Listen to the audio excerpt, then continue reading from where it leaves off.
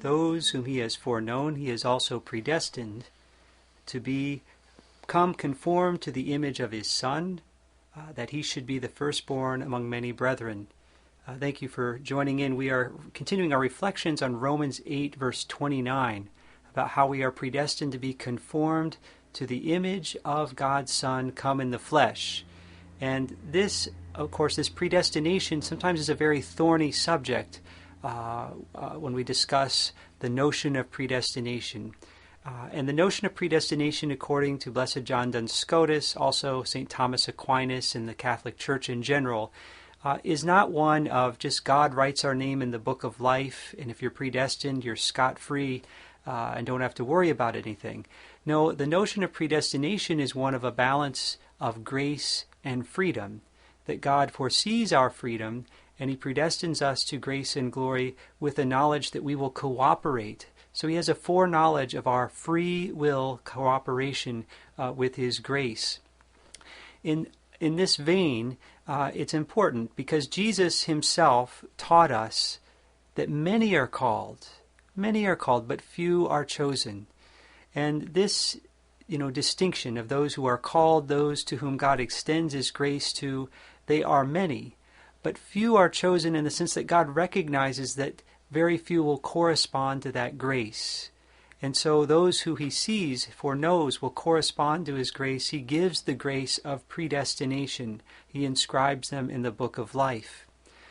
As Jesus said, the way to hell, to perdition, is wide and well traveled. And that's not through any fault of God. God extends his grace of salvation to these souls, but they reject it and freely go on the wide path. But the way to heaven is narrow and difficult, and those are the predestined. Those whom God sees will conform or correspond to his grace.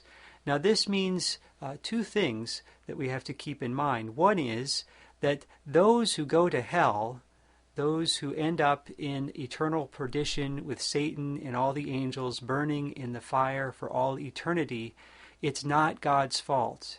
It's their own fault. It's because of their sins. It's because they refuse to cooperate with God's grace, because they would not change their lives.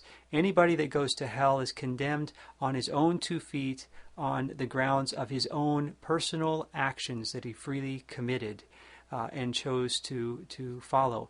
Whereas the other thing we have to keep in mind is those who go to heaven, yes, they correspond, but it's a work of God's grace.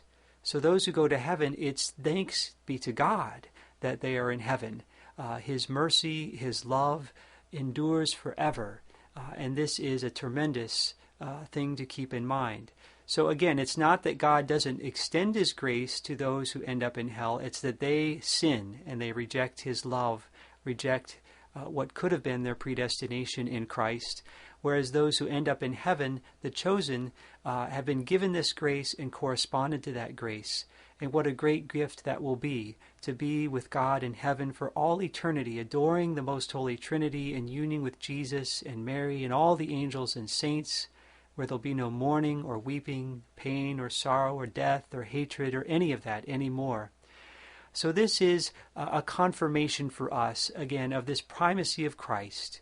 We are predestined from all eternity. This is God's plan.